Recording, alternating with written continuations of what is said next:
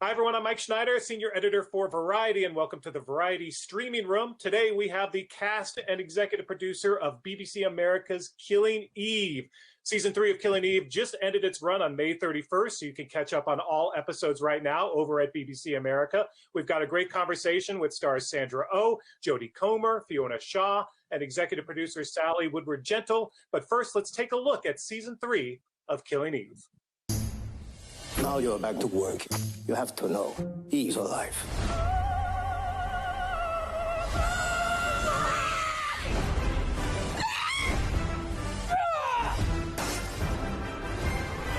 Why won't you give me a break?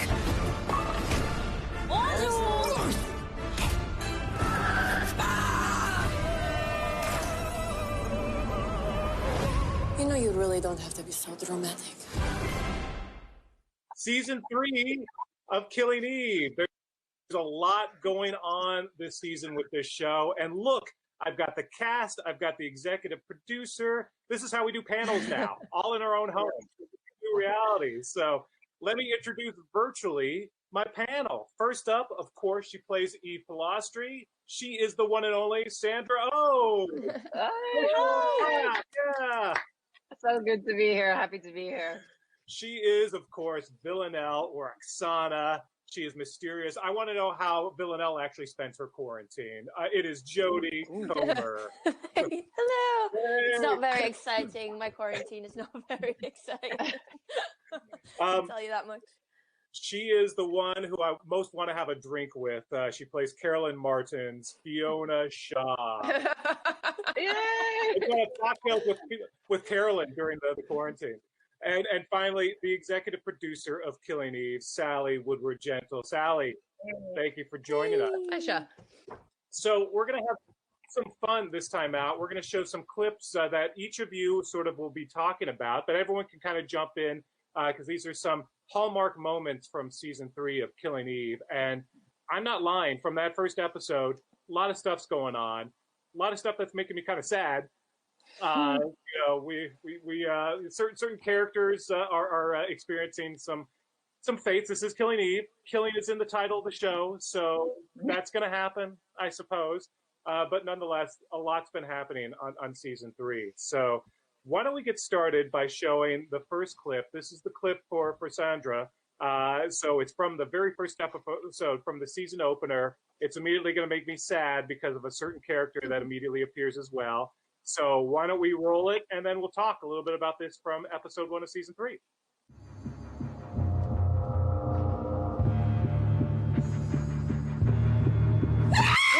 What the hell are you doing here? I'm sorry. You texted me. No, I didn't. Yes, you did. It didn't make a lot of sense. Something about loo paper, beer. Oh, God. I was a bit worried, if I'm honest, so I tracked your phone. You know, you really shouldn't leave your front door open considering the amount of people that have tried to kill you. Oh.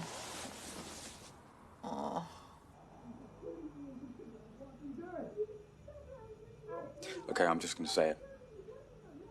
I'm really, really sorry about what went down, and let me say it. It's really best if you didn't. I prefer things... Buried. Exactly. Well, that's very... British. Cheers. Cheers.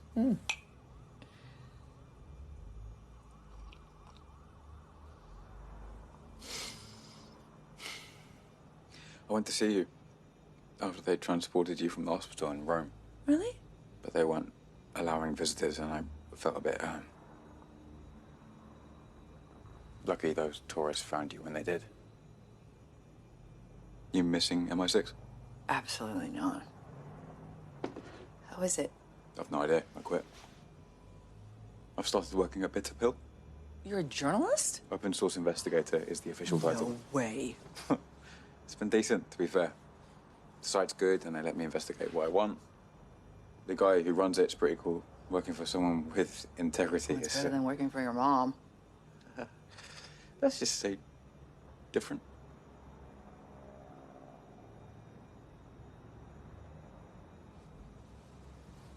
Are you still in touch with her? Oh, God, no. I'm totally done with her. Done with that. End of story. I was gonna say Nico. Right, of course yeah, we see each other every few days. He's, you know. Yeah, I heard. And what about you? Do you ever worry about the 12? There are plenty of other people worrying about that. But there's not. MI6 shut everything down months ago. Yeah, well, it's not my problem anymore. Yeah, not a problem. Kenny, it's not.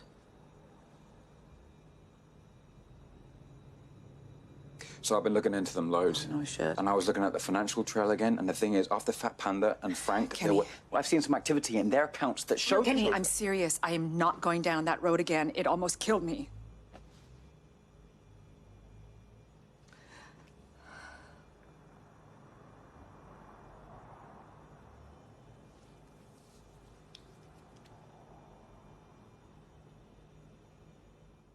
Kenny. Rest in peace. Kenny. The wonderful Kenny. Yeah. You killed Kenny. Spoiler alert, by the way. But nonetheless, Sandra, let's talk about Eve at the start of the season. She's sort of hiding in plain sight. She's working at the restaurant. She's out there. She's walking the streets, but she's definitely she's nursing some serious damage. Take me through sort of where Eve is as we start season 3. I think it's actually really quite explained in the clip where Eve is kind of healing herself and doing very, very small things like working in the back of a restaurant and making mandu, which are dumplings. But you get to see a little bit of the damage of the previous season, but like of being shot and all the relationship that happened with Villanelle that got them to Rome. You see that actually in the clip with the wonderful Kenny, Sean Delaney, because she's barely holding it together. So when he does push a little bit into like, do you want to come back into the hunt? She absolutely says no. And what I like about that is that even though Eve can seem damaged, she's drinking a lot, she's kind of living in a hovel, she's again working in the back of a restaurant, not wanting to be seen. She is actually, I think, her most independent because she's saying no. She says no to Carolyn. She says no to Kenny. And she says no to working in the front of the restaurant. So those are small little character developments, actually not that small, that I feel that you see even a different place of her actively saying no to things. But of course, for those of you who've seen this season, Kenny's death is what propels her back into the hunt, back into the relationship with Carolyn, working with Carolyn, and back into relationship with Villanelle. Yeah, and I think what's telling too, and you see it in this clip, and you see it again later in the season, is that several times people say to Eve, "You're in danger. Like you need protection. You need someone to kind of look after you." And Eve's like, "No, I got this. I don't want MI6 looking after me because you see what happens when they look after people. And also, I got this. There is that new strength where she's looking after herself and feels like she can do this. So that is interesting. You're right to see sort of the mix of like she's nursing her wounds, but also there is this strength of will now that progresses throughout the season. Yeah, and I think it's like she's gone from someone who was not necessarily scared of life, but she's entering into, I think, a deeper place of the idea of the type of fears that she's had before. It's not like she doesn't have them, but they don't have the same hold on her. It's just like, you can die at any moment. And she's starting to live from that place of like, well, I could die. Like, who's going to protect me? You can say that. I mean, honestly, I have so much anxiety about this pandemic because one has to think about one's own mortality and the mortality of people who you love. And I just feel like in that Eve is starting to come to a place, particularly when you're going to see the end of the season between she and Villanelle. I feel like they're coming to a much more similar place of their point of view and how they see themselves in the world. You know what I mean? There's something that gets I think for Eve a little bit bleaker, but a little bit wider in dealing with the totality of life, which includes death. Yeah, and it goes without saying that it's pretty telling when Kenny starts to ask her about Nico. Are you still in touch with Nico? Her mind was immediately Villanelle. That was her first thought, was he was asking her about Villanelle. That's still the relationship that's sort of dominating her mind, I suppose, or her life. And the same goes for Villanelle, the opposite. Where it's a constant conversation. Even when these two characters are not together, it's always there. It's always sort of somewhere in the mix. Sally, talk a little bit about. Well, first, let me ask you about the decision to kill off Kenny. A beloved character, and sort of. I'm sure the reaction was strong. Was there debate? What was sort of the mindset in deciding to start off with bang in season 3? Well, it's so difficult, isn't it? Because we really didn't want to kill Kenny because we love Kenny. And Kenny, out of all the characters, the one who really called Eve on her actions, and she didn't like it. And so he was really important as a sort of moral peg for the show and for all the characters. And Sean, as an actor as well, has sort of grown exponentially through all the seasons. So the thought of him going was a real heartbreak. And we did sit around quite a lot going, are you sure he can't just be in a coma? And and then we go, no, but the reason he can't be in a coma is because it will be such an extraordinary sort of propellant for both Eve and for Carolyn into season 4 into season 3, that the only thing that he could do really was to die. And I felt as well in season 2, we didn't kill enough people that we really loved, and the time had come to go for it. And I think it does. I think what it does very organically is give Eve even more consequence to what she's been involved in. And I think that was really important for her character. And to see Carolyn in extremis and to have something that genuinely affects her was something we felt was desperately important too. And to bring back a sense in the show that nobody's safe. And you do that beginning of the season, I think was also really important. So in the end, I'm afraid Kenny was toast.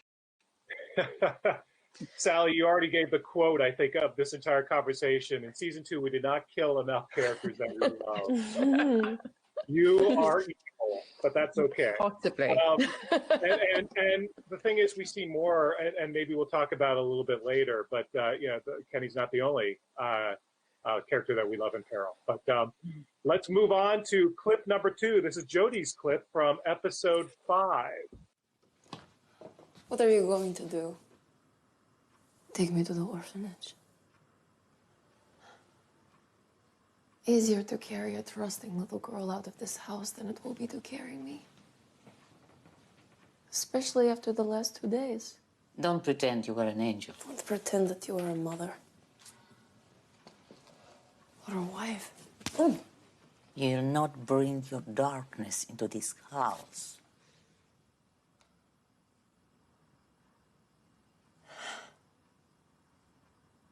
You are the darkness. You have always been the darkness.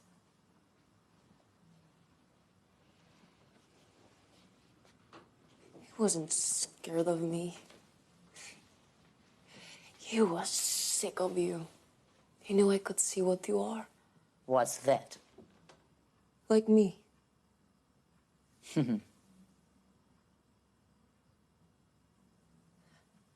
I have killed a lot of people.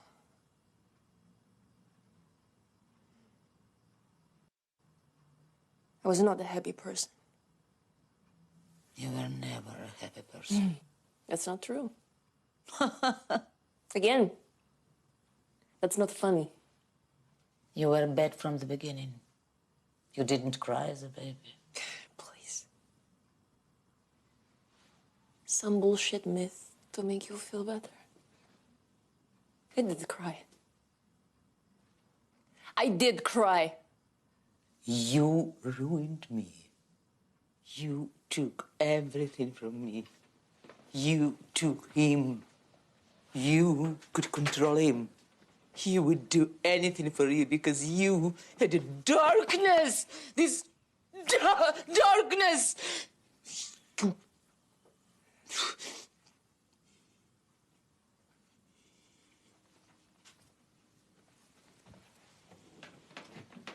He thought he would do something to us, to me.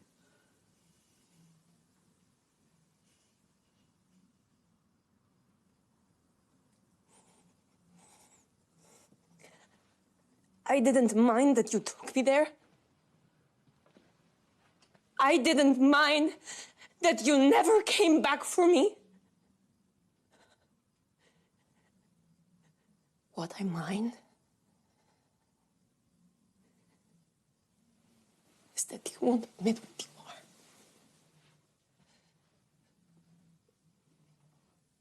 That I am my mother's daughter.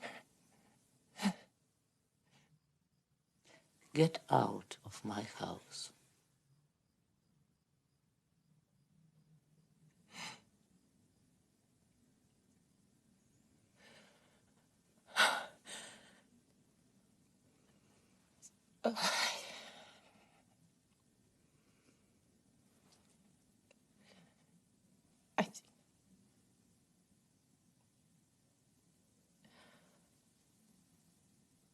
I think I need to kill you.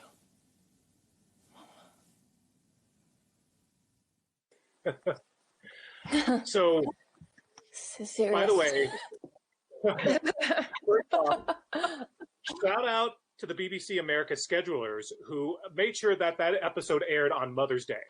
I don't know how they worked out, but that was choice Mother's Day viewing. So, Yeah, we need to know if that was a purpose, like that was on purpose, or that was a. I hope so. That was too good. That was too good. So Villanelle finally goes home, sees her mom. Jodie, talk about this episode. This was a little bit of a departure, a little bit of a different episode for the show, and gave you a lot to work with. Talk about sort of doing this specific episode.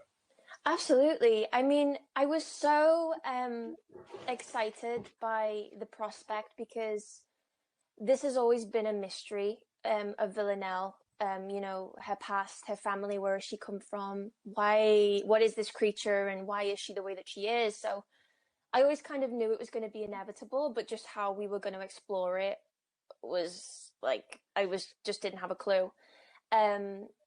And I think that, I mean, Sally can say the same, like the script actually changed a lot throughout the process because there's such a fine balance of exploring the past. We never wanted to kind of give reasoning as to why she is the way that she is. You know, we're not excusing her, but I think it was really important to explore it because what I've realized as each series has gone on for every single one of the characters is that they are evolving and they're growing and they're changing into new things. And it was just a new avenue. And the family were incredible. It was more than I could have ever dreamed of, you know, to go to Romania. And we filmed like 4 hours out of Bucharest and up in the mountains in the middle of nowhere. So it was very immersive.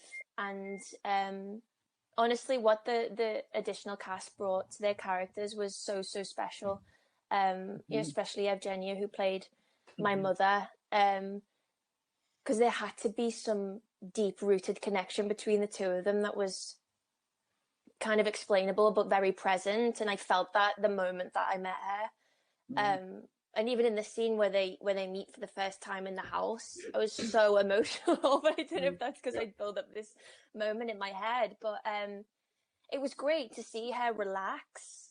Like, I think she feels strangely for part of it at home with these people who are so unaware of the outside world and express themselves very freely and care little for what people think. And I think she is so enamored by that. And you know, the scene where they're kind of singing around the table, she as much as she you know, at first doesn't want to get involved, she like finds herself not being able not to stand up and join in with them. So it was great fun. I think the thing that I've learned with Villanelle is the more we put her in situations where she's not comfortable, you know, okay, she has her clothes and she has her apartment, actually where we find more truth is when she's thrown in at the deep end. And this was definitely the deepest end she's ever been in. Yeah. I guess it continues the question of, was, the old nature versus nurture question, right? Was Villanelle created, or was she, is this just in her nature? And we see a little bit more of that, but it's still sort of a little bit of a question. Was she always this way? And is that what led to the battle with her mom in the beginning, that she saw this inherent evil in her? Or did that evil sort of grow because of her mom's actions? Yeah, I think she was absolutely born the way that she is. I think, I think that is very true. However, I think Villanelle has this real sense or this urge to belong.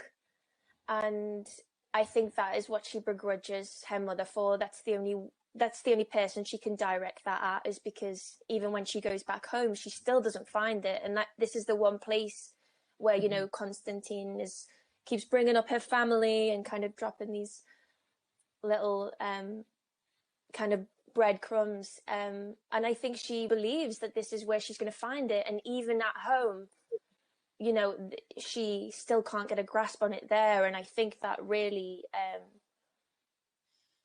that's kind of a real punch in the stomach to her.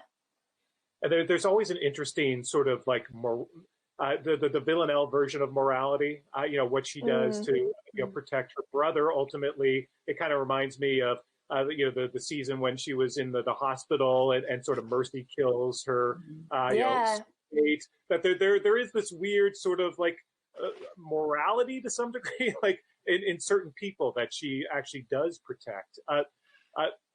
Sally, Jodie mentioned that this episode sort of went through changes. Talk about sort of how this evolved in sort of wanting to finally create the backstory that we've been waiting for this character.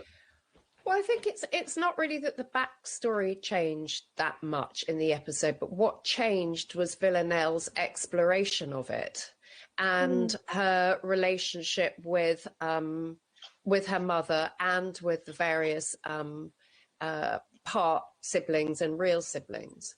And that's when, Jodie, knowing her character, working with Shannon Murphy, who is our extraordinary director on that block, and working with the writers, could explore that in a way that made complete sense to her.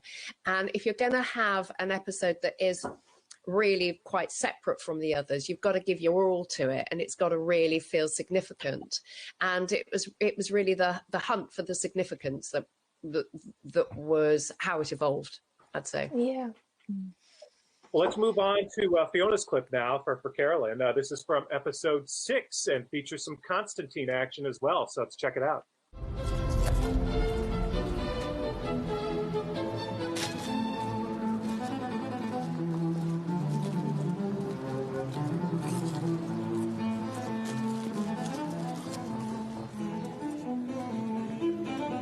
Shall we go for a drive?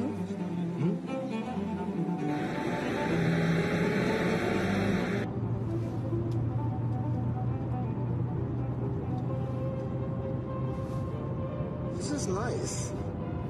Is it? How are you? Galvanized. I can see that. Are you in a rush? Not rushed, just impatient. Are we going somewhere in particular? Yes. Are you going to tell me where? No.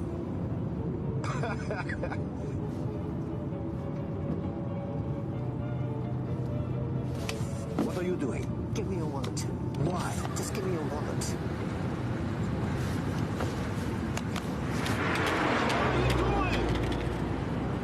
What did you want with my child? I'm going to ask you again, Constantine, and you're going to answer me correctly. What did you want with my child? I swear, I tried nothing. She kissed me. Geraldine kissed you. You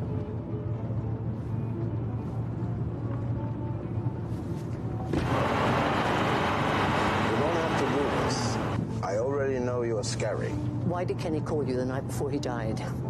Constantine? Constantine. Okay. Okay, he called me. What did you get him into? Nothing. If you don't tell me... I don't know what this is or what you...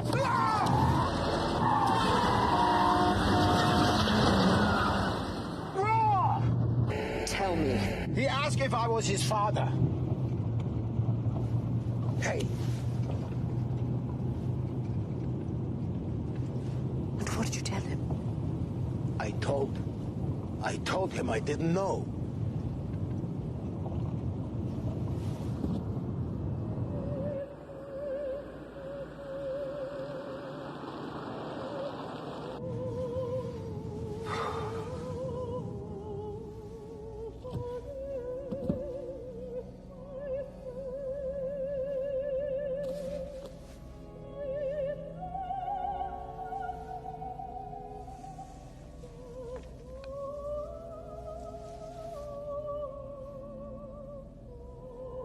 Get out.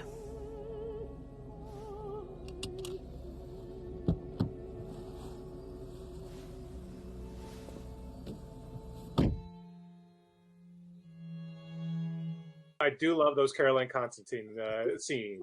There's something going that chemistry.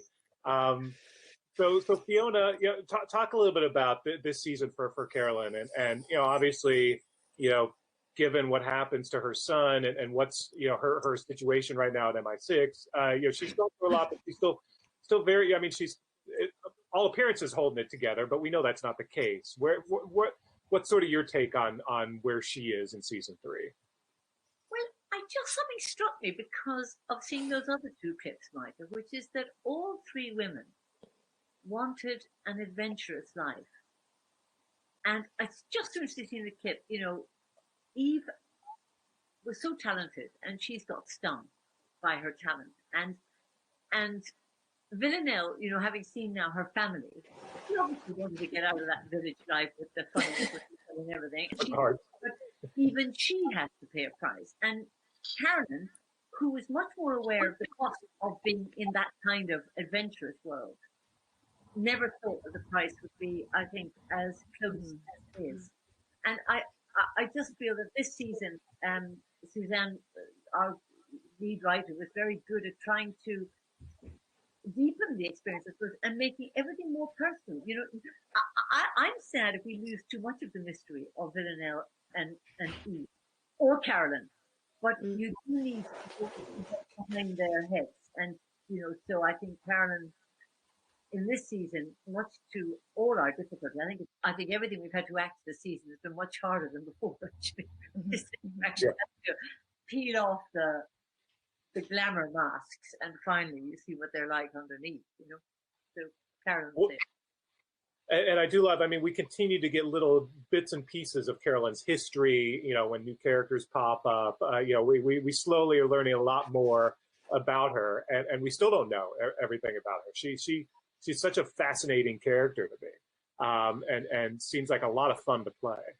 Yeah, and from the start, I certainly found that. In fact, on my very first day going out to the set, Kim and Jodie were doing a scene, and I went in to watch it. And my mind was blown. I just thought, my God, is this what we're in? It was amazing. The 2 of them were making sausages. Remember that scene? Oh my God, from season 1. Yeah, season 1. And I don't even know what the show was, really. So I think these characters have both, we didn't plan them in advance. That we sort of surf on them. They're amazing what they do. And it's been a huge privilege, great fun to explore them. But I don't ever want to solve them. I think everybody should have a mystery. Everybody, in the world should have mystery. And they have a bit of mystery still, I think. There's a bit more to go. But certainly this year was the first year we were kind of, they kind of chipped behind the walls of our minds. And this year, Carolyn, we meet her daughter. So there's a new relationship in her personal life that we get to see. And you know, it seems almost as wrought as her relationship with Kenny, but in a different way. I mean, So yeah, I mean, Kenny and she share a slightly spectrum-like relationship to facts and figures, whereas, you know, Eve is a much more emotional, intuitive person, and Villanelle is her own thing. And Carolyn is just a tiny bit on maybe the spectrum of both of those women, actually, the other women. But she's done with Kenny very well. But I think her daughter is a highly emotional person and entirely intuitive. And they just are chalk and cheese. Yeah. Well, let's move on to having Gemma playing the daughter. Yeah. And you know, it's very hard for these new characters to just come in and be part of a history of a huge, you know, story. And she really stepped in very, very well. Yeah, and Gemma was amazing. It was great. And, you know, she had to be put up with being abused by me from the beginning. And she took it all in good faith. Two great new characters this season, because we haven't talked about Dasha yet. And you know, that, you know, she's been an explosive addition. You know, the new handler for Villanelle, and you know, as much as we've learned about Villanelle's, you know, backstory with her family, that dynamic is so fascinating as well to me. So, you know, Sally, you know, talk a little bit about these new characters that the show decided to bring on this season, and sort of what the goal was in sort of creating these two new, really interesting characters. Well, actually, when we were first looking for a new lead writer, and we spoke to Suzanne, Dasha was the first thing that she pitched. Really, was an older character who has been part of Villanelle's creation, if you like, because you've got to remember she was Oksana first, and to have somebody who she could go toe to toe with. And Konstantin, we've always thought about Konstantin in the way that he managed Villanelle, a bit like a talent manager. It's just keeping everything together. You know, don't let them see what's going on, see how you're manipulated. And he sort of has indulged her, and he adores her. I think that he loves Villanelle probably more than he loves Irina.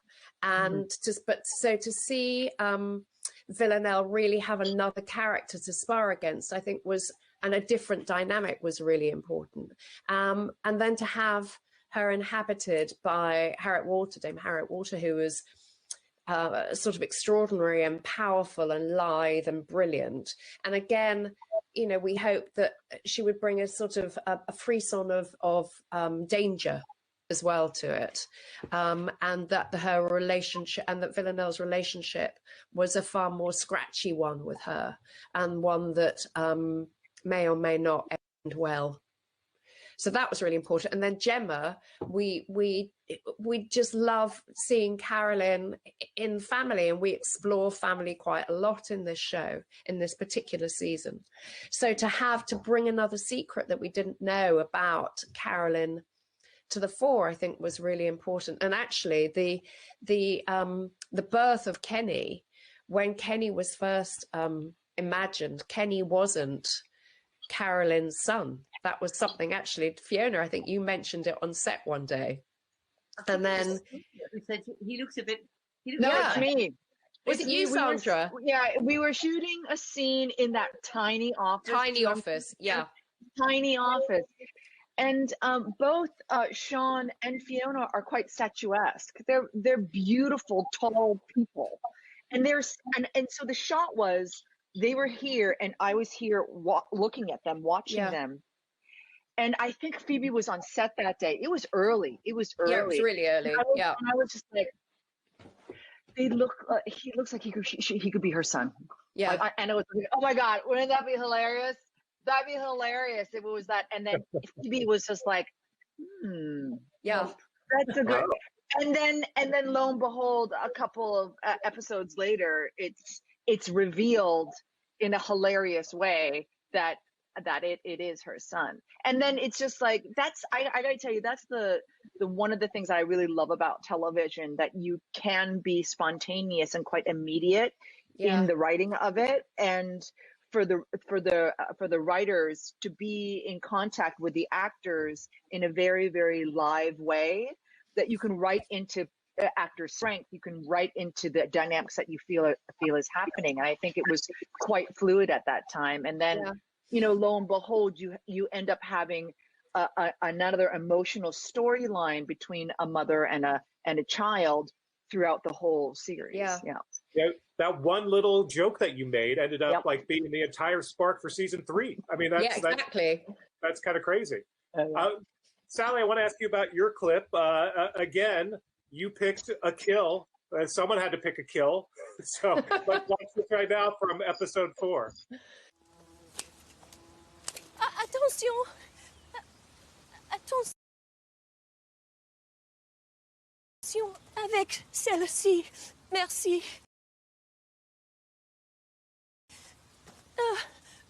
Mon mari y était particulièrement attaché. Je suis désolée. Pas de problème. It's still very raw, you know. Of course. We were together for nearly 30 years. We knew one another inside out. Now that he's gone, You're free now. You can be whoever you want. But I don't want to be free. I want to be a family.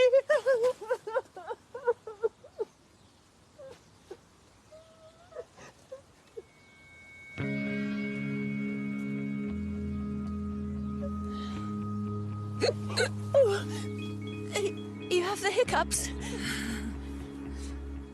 Can't get rid of them. I used to do that with my children, to scare the hiccups away. Did it work?